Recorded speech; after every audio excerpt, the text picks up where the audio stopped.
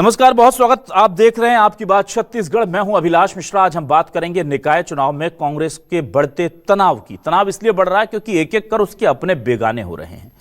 अब सत्ता का सुख होता ही ऐसा है कि अगर लग रहा है कि हम चुनाव लड़े तो जीते हारे 50-50 है या 60-40 की उम्मीद है, और अगर हम चुनाव से टिकट अपना चुनाव का मैदान छोड़कर भाग जाएं तो जो मिलना है वो मिलना तय है। ऐसा एक जगह नहीं बल्कि कई जगह कांग्रेस के साथ हुआ कि उसके प्रत्याशियों ने नामांकन वापसी के बाद में जाकर के अपना नामांकन जो है उसको वापसी ले लिया, और उसके बाद निर्विरोध तरीके से बिना वोटिंग किए, बिना चुनाव लड़े बीजेपी के लोग पार्षद या फिर उसके ऊपर की पोस्ट पर काबिज हो गए। अब इससे लेकर के कांग्रेस के अंदर उहापोह होना तय है। लेकिन दूसरी तरफ धमतरी जैसी और दूसरी जगह के कई इलाके ऐसे हैं जहां पर उनके कांग्रेस से प्रत्याशियों के नामांकन को जिस ग्राउंड पर रद्द किया गया, नामांकन को निरस्त किया गया, उससे लेकर कांग्रेस हमलावर हो गई है और सीधे तौर पर प्रशासन पर बीजेपी का एजेंट बनकर काम करने का आरोप लगा दिया है। साथ ही साथ यह भी कह दिया है कि आप ये गलती मत कीजिए क्योंकि हमारा भी समय आएगा। और जाहिर सी बात है, कोई भी कहेगा कि अगर बीजेपी के एजेंट की तरह आप काम कर रहे हैं और हमारे लोगों को आप नामांकन से उनका निरस्त कर रहे हैं। कुछ और बड़ी मांगें कर दी हैं। जिस ग्राउंड पर कांग्रेस के कैंडिडेट का नामांकन निरस्त किया गया, ठीक वैसे ही 1-2 ग्राउंड लगा करके, 3 ग्राउंड लगा करके 2-3 बीजेपी के प्रत्याशियों की सूची जारी कर दी और कहा कि इसी नियम के तहत क्या आप इनका नामांकन रद्द करेंगे।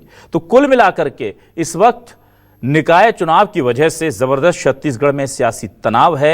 एक तरफ कांग्रेस में अंदरूनी गुटबाजी और अपनों का दगा उसे ठग रहा है, तो दूसरी तरफ प्रशासन का भी क्या डंडा कांग्रेस पर ही सिर्फ चल रहा है। इसी मुद्दे पर शुरू करते हैं आपकी बात।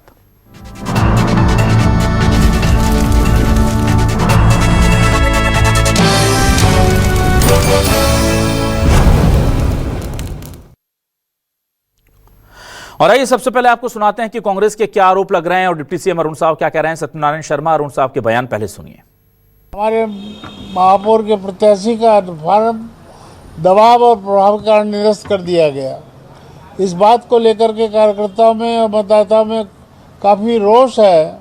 चुनाव में अगर इस तरह का दबाव और प्रभाव काम करेगा तो फिर चुनाव कराने की जरूरत क्या है, वैसे अपॉइंट कर दें। लेकिन भारतीय जनता पार्टी ने एक काम करके लोकतंत्र की हत्या कर दी। मैं समझता हूं कि आज के ज़माने में इस तरह की गतिविधियों पर रोक लगनी चाहिए। देखिए, कांग्रेस के साथ यही दिक्कत है। अपनी विफलता, अपनी असफलता का ठीकरा हमेशा भारतीय जनता पार्टी पर ये फोड़ते हैं। चुनाव हारते हैं तो बोलेंगे ईवीएम ने हरा दिया। अपनी कमजोरी पर भी तो झांके। 10 नगर निगम में से 1 हुआ है। भारतीय जनता पार्टी षड्यंत्र करती तो ये कैसे होता। अपनी कमी देखे। जिला निर्वाचन अधिकारी ने संपूर्ण तथ्यों पर विचार विमर्श करके, अधिवक्ता लगे हुए थे, अधिवक्ताओं की बातों को सुना, दस्तावेज देखा, उसके बाद ये निर्णय किया है। आइए देखते हैं आज के सवाल क्या है। सवाल लेकर आ रहे हैं आपके सामने। हमारे आज के सवाल ये रहे, निकाय चुनाव में कांग्रेस को झटका, धमतरी में महापौर प्रत्याशी का नामांकन क्यों रद्द हुआ। बैजू ने अधिकारियों को बताया बीजेपी का एजेंट। इन्हीं नियम के आधार पर क्या बीजेपी के पार्षद होंगे रिजेक्ट, उन्होंने सवाल भी कर लिया। कांग्रेस प्रत्याशी क्यों कर रहे हैं पार्टी से दगा, बीजेपी बोली कांग्रेस ने अपनों को ठगा। वो कह रहे हैं कि भाई ये इनकी अंदरूनी दिक्कत है, हम पर आरोप लगाते। छत्तीसगढ़ निकाय चुनाव में क्या प्रशासन ने खेल दिखाया, कांग्रेसी नेताओं ने विरोधी प्रत्याशियों को क्यों जिताया। प्रशासन पर भी सवाल हैं, पर अपनों के जो दगा है, अपनों का दगा, अपनों की बेरुखी, उस पर कांग्रेस को लेकर के बड़े चिंतन करना होगा। मेरे साथ कुछ खास मेहमान जुड़ गए हैं, सीधे रुक कर लेता हूं। हमारे साथ जुड़ रहे हैं बीजेपी से वरिष्ठ नेता प्रवक्ता उमेश घोरमेड़े जी। उमेश जी, बहुत स्वागत करता हूं आपका। आज मेरे साथ कांग्रेस से वरिष्ठ नेता प्रवक्ता अजय गंगवानी जी जुड़ रहे हैं। अजय जी, बहुत स्वागत है आपका। और वरिष्ठ पत्रकार के तौर पर बाबूलाल शर्मा जी हमारे साथ जुड़ रहे हैं। बाबूलाल शर्मा जी का भी मैं बहुत स्वागत करूंगा। तो आइए सीधे रुक कर लेता हूं अपने मेहमानों का। सबसे पहले मैं रुक कर लेता हूं अजय गंगवानी जी, आपके पास आ जाता हूं। अजय जी, चलिए, सबसे पहले तो मेरा सवाल आपसे यही है कि चलिए, एक जगह तो फॉर्म निरस्त हुआ है, उसको लेकर आपने आपत्ति जता दी, प्रशासन पर सवाल उठा दिए, बीजेपी पर निशाना साध लिया, पर बाकी जगह तो आपके खुद अपने प्रत्याशी मैदान छोड़कर भाग जा रहे हैं। और बीजेपी को वॉकओवर दिला रहे हैं, उसके लिए क्या कहेंगे आप? देखिए अभिलाष जी देखिए बहुत महत्वपूर्ण है। लोकतंत्र में जिस प्रकार से दिख रहा है, देखिए बहुत स्पष्ट है कि धमतरी में हमारे महापौर के नामांकन को कहीं ना कहीं शायद सरकार के और भारतीय जनता पार्टी की सत्ता के दबाव में धमतरी के कलेक्टर ने एक साजिश और षड्यंत्र के तहत इसको हमारा रद्द किया गया है। हमने तो खुली चुनौती दी थी अभिलाष जी कि मुख्यमंत्री निवास से उनके पास फोन गया है, अगर इस बात को स्वीकार नहीं करते हैं तो खुली चुनौती है मेरी कि आप उसके कॉल रिकॉर्ड को सार्वजनिक करिए, दूध का दूध और पानी का पानी हो जाएगा। दूसरी महत्वपूर्ण बात अभिलाष जी कि नगरीय निकाय अधिनियम 1956 की धारा 17(2) जिसके तहत हमारा नामांकन रद्द किया गया है, उसमें 3 बातें महत्वपूर्ण है। सबसे पहला, उस धारा में स्पष्ट रूप से उल्लेख है कि कोई व्यक्ति जो निर्वाचित महापौर है या नगर पालिका अध्यक्ष है वो किसी नगरीय निकाय से या संबंधित विभाग से प्रॉफिट नहीं लेगा। लेकिन हमारे जो प्रत्याशी वो निर्वाचित नहीं हुए, वो चुनाव की प्रक्रिया का पालन कर रहे थे। दूसरी महत्वपूर्ण बात, उनको यह आरोप लगाया गया कि नगर निगम की वो ठेकेदारी कर रहे हैं। उन्होंने पूर्व काम किया 2023 में, जिसका भुगतान आज एनओसी सर्टिफिकेट, नो ड्यूज सारा नगरीय निकाय के द्वारा उनको ऑलरेडी प्रदान किया गया है। दूसरा, वो जो है पीडब्ल्यूडी के रजिस्टर्ड ठेकेदार है, कहीं पे भी नगरीय निकाय की कोई बात नहीं है। तीसरी महत्वपूर्ण बात है, आप इनका दोहरा चित्र देखिए, आप हमारे जो महापौर के प्रत्याशी हैं उसको जानबूझकर साजिश के तहत करते हैं। एक महत्वपूर्ण उदाहरण मैं दे रहा हूं, इनकी बिलासपुर की जो महापौर की प्रत्याशी है पूजा विधानी, जिनके पति अशोक विधानी वहां नेता प्रतिपक्ष है, उनका शादी के पूर्व का नाम है एल पद्मजा, जो तेलुगु समाज से आती हैं। इन्होंने अपनी जो नामांकन पत्र जमा किया है उसमें सिर्फ उससे उल्लेख किया कि उड़िया समाज के आधार पर ओबीसी का जो आरक्षण लेके वहां चुनाव लड़ी है, जबकि चुनाव का क्लियर रूल है नगरीय निकाय का कि अगर कोई व्यक्ति अगर संरक्षित सीट पे आरक्षित सीट पे चुनाव लड़ रहा है तो उसका जो ओबीसी का सर्टिफिकेट है या जो जातीय प्रमाण पत्र है उसी राज्य से इशू होना आवश्यक है। लेकिन उनके द्वारा जो नामांकन पत्र के साथ जो जातीय प्रमाण पत्र दर्ज किया गया है वो छत्तीसगढ़ राज्य सरकार के द्वारा इशू नहीं है।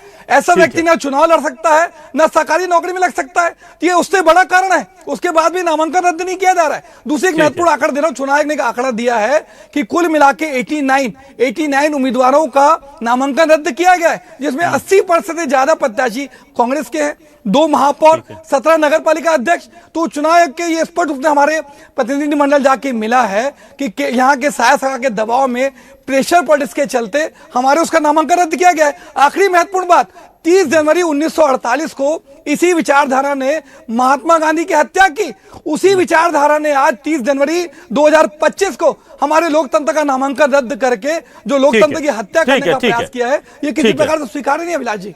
ठीक है अजय जी, आप इतना सारा सब कुछ बता गए, लेकिन आपने वो जो आपके लोग नामांकन वापस ले रहे हैं उसको नहीं, उस पर बात की। मैं आऊंगा आपके पास दोबारा से। मैं अभी जरा रुक कर लेता हूं उमेश जी का। उमेश जी, बड़े गंभीर आरोप लग रहे हैं और प्रशासन को टूल बनाकर इस्तेमाल करने का आरोप लग रहा है। सीधे तौर पर चुनौती दे रही है कांग्रेस की आप जो निर्वाचन अधिकारी हैं यानी कलेक्टर हैं, उनका कॉल रिकॉर्ड निकाल के दिखा दीजिए कि किसके कहने पर उन्होंने किया। और वो कह रहे हैं कि जिन नियमों के आधार पर आप हमें निरस्त कर रहे हैं उन्हीं नियमों के आधार पर बीजेपी कैंडिडेट्स को आप कैसे अनुमति दे रहे हैं?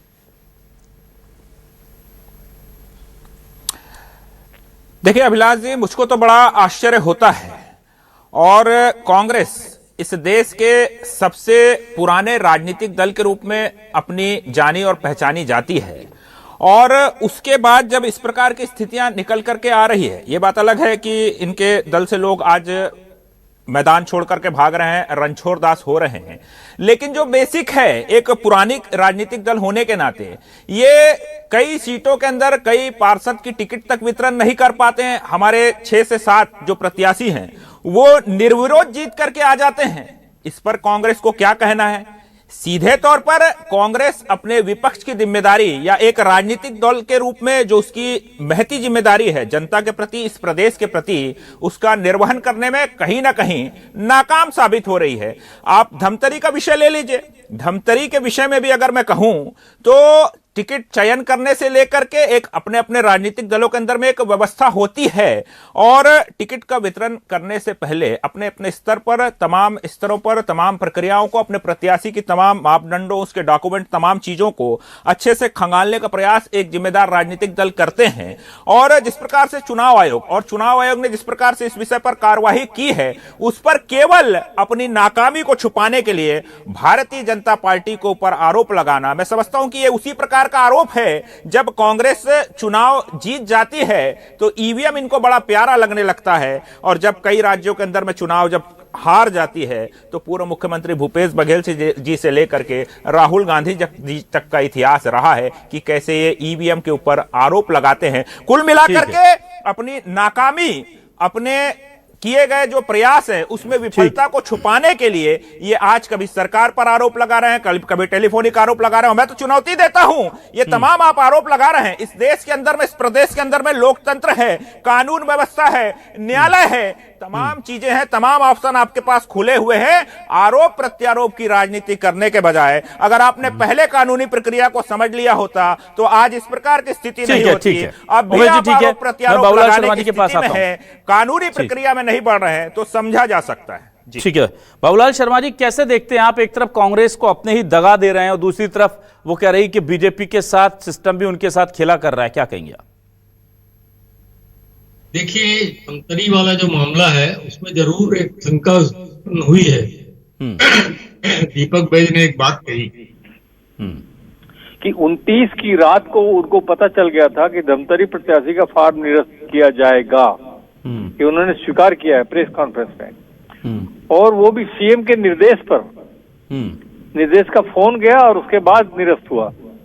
इतनी बड़ी बात उनको एक दिन पहले जब पता लग गई तो सोशल मीडिया का उनको लाभ उठाना था और उसका उपयोग करना था, ताकि जो है एक बार कलेक्टर सोचता जरूर कि पहले से अगर ये ओपन हो गई ये बात कि मैं इसको निरस्त करने वाला, मतलब उसको विचार तो करना पड़ता, बहुत सोच समझ कर कुछ करना पड़ता, अगर वो जानबूझ के या फोन के आधार पर। एक तो ये बात।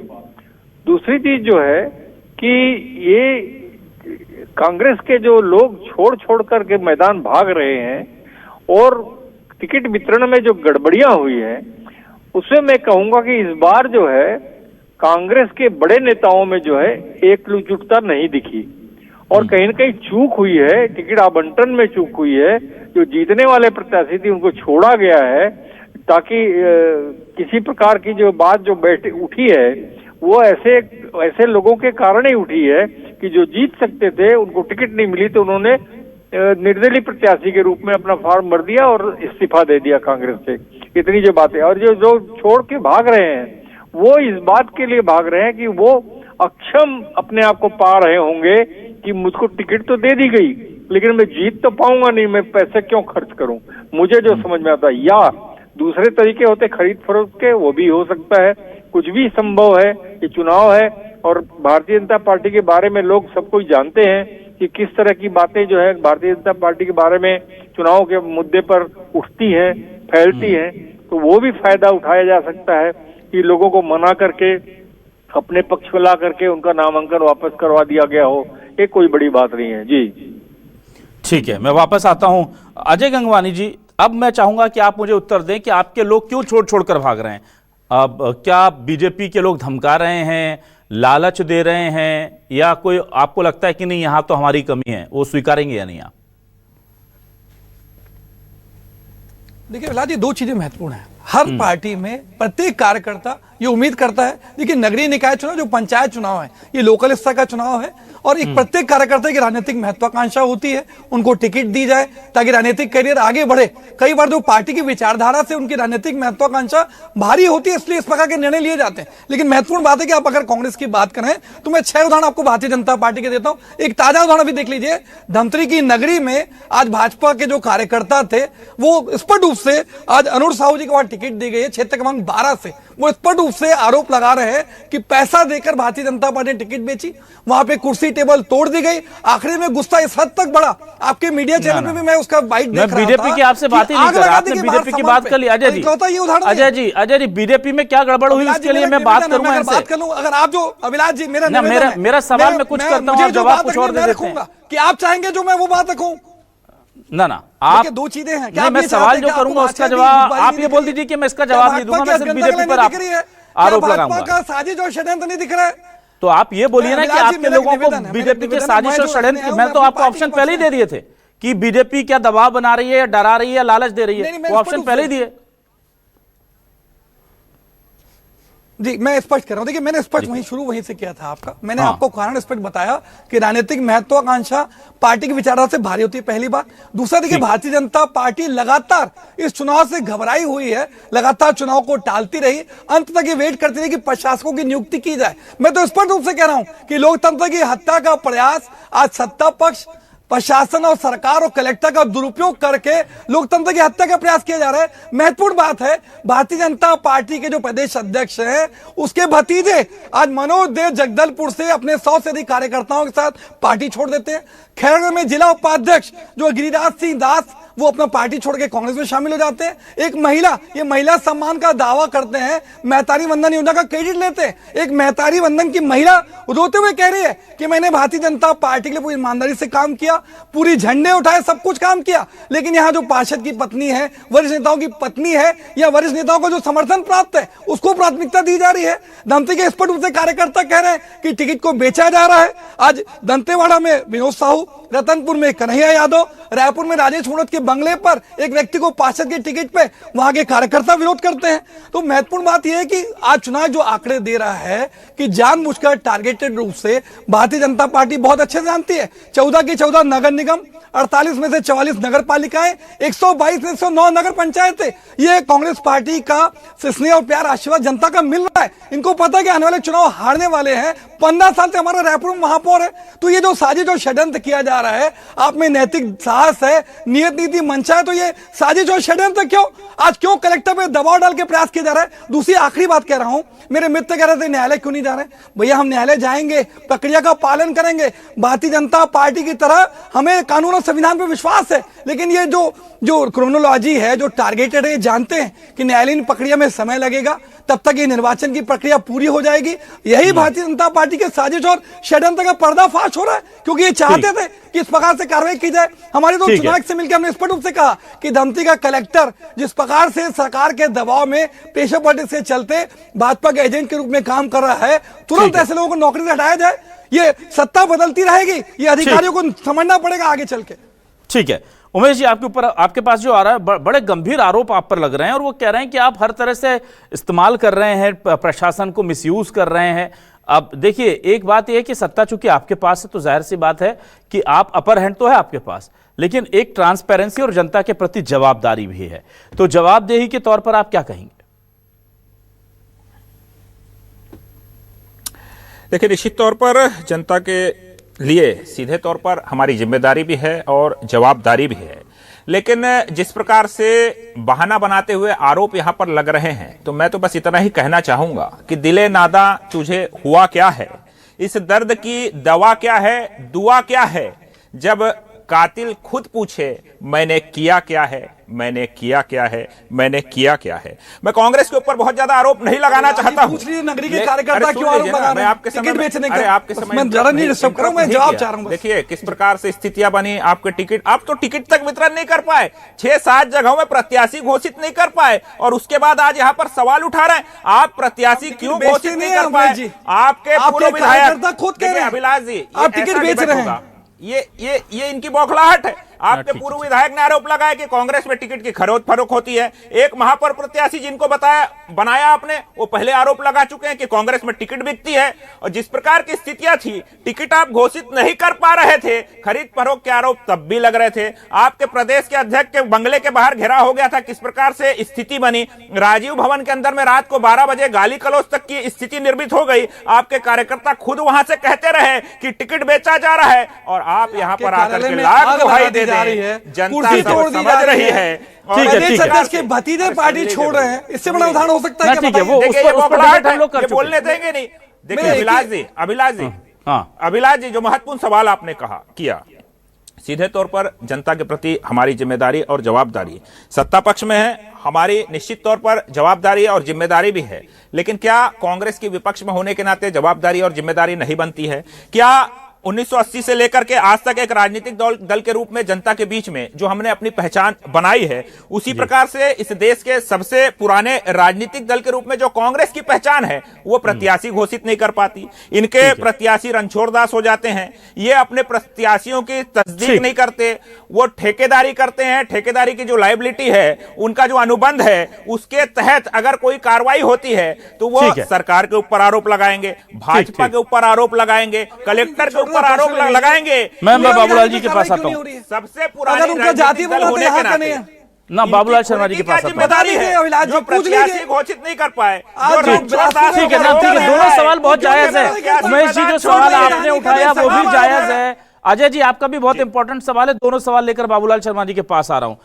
अजय जी पहला सवाल तो अजय जी का जो सवाल है वो बाबूलाल जी आपसे पहला लेता हूं कि जातियों को लेकर के देखिए साफ तौर पर आरोप लगा रहे हैं दीपक बैज जी कि सरकार डरी हुई है। जिसको केंद्र सरकार ओबीसी मानती है उसको राज्य सरकार नहीं मानती, जिसको राज्य सरकार मानती है उसको केंद्र सरकार नहीं मानती है। तो ये वो उन्होंने बाकायदा नाम लेकर के तथ्यों के साथ आरोप लगाए, इस पर क्या कहेंगे आप?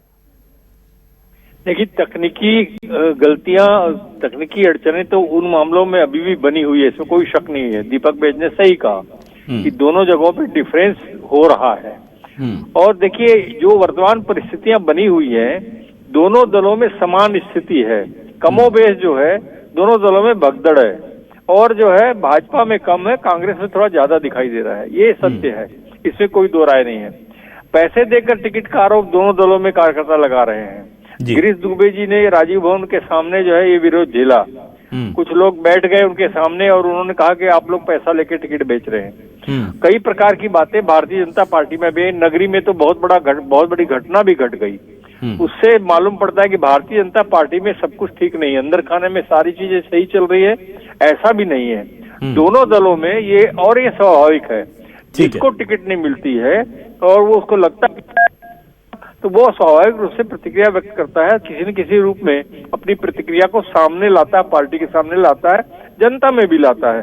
जनता में लाने के लिए प्रत्याशी बन जाता है, जनता में लाने के लिए इस्तीफा देता है, और जो है पार्टी को बताने के लिए पहले बहुत कोशिश करता है कि उसको टिकट मिल जाए, टिकट बदल जाए, नहीं मिलती है तो इस्तीफा देता है। एक सवाल और मैं बाबूलाल जी आपको माफी चाहूंगा, रोक रहा हूं। एक जो महत्वपूर्ण सवाल बार बार उमेश घोड़मेड़े जी उठा रहे हैं, तो घोड़मेड़े जी का साफ तौर पर यह कहना है कि एक तरफ तो इनके कैंडिडेट्स नामांकन वापस ले लेते हैं, वो शिकायत करते हैं कि टिकट वितरण सही नहीं हो रहा, और उसके बाद पार्टी जो है वो खुद टिकट वितरण नहीं कर पाती।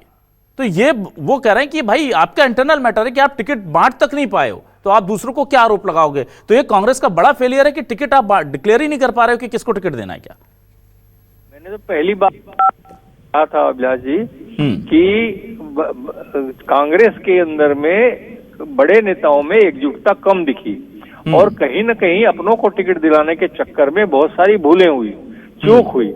मैं भूल तो नहीं कहूंगा, चूक हुई, और उसकी वजह से कई जगह टिकट का वितरण नहीं कर पाए, नाम फाइनल नहीं कर पाए, और कई जगह ऐसे लोगों को टिकट दे दी गई अपनों के चक्कर में जो क्रिमिनल रिकॉर्ड वाले हैं। बहुत सारे ऐसे लोग हैं जो जीतने की हिम्मत ही नहीं जिनकी, और जो जीतने वाले प्रत्याशी है वहां से काट दिया गया। ये स्वाभाविक प्रक्रिया, रिएक्शन जो है सामने आ रहा है।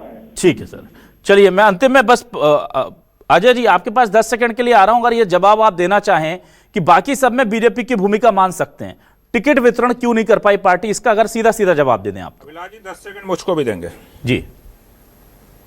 देखिए, दो चीजें महत्वपूर्ण है। यहाँ एक वरिष्ठ पत्रकार ने बात कही, मैं आपको एक बहुत महत्वपूर्ण आंकड़ा दे रहा हूं। रायपुर के जो 29 पार्षद हैं भारतीय जनता पार्टी के, उसमें से 18 पार्षदों की टिकट काट दी गई। 14 अरे बाबा अजय जी, मैं आपसे क्या पूछ रहा हूं, दी गई है, आप बीजेपी पे चले, मैं आपसे पूछ रहा हूं आपने टिकट क्यों नहीं दिया अपने लोगों को? देखिए देखिए मैं स्पष्ट रूप से कह रहा हूं अभिलाष जी, हमने सारी टिकट वितरण की है। 70 में से 66 लोगों को टिकट दे दी गई थी, आखिरी के 4 लोगों को बी फॉर्म दिया गया। जीत गए, 7 जगह निर्विरोध जीते। वापस ले लिया। महत्वपूर्ण बात यही है। हाँ ठीक है, चलिए उमेश जी आप 10 सेकंड, आप 15 सेकंड आप देखिए। 7 जगह तो स्पष्ट रूप से ये जो लालच की राजनीति है, ये जो प्रेशर पॉलिटिक्स है, सुन लीजिए भैया, प्रेशर पॉलिटिक्स खत्म हो गया।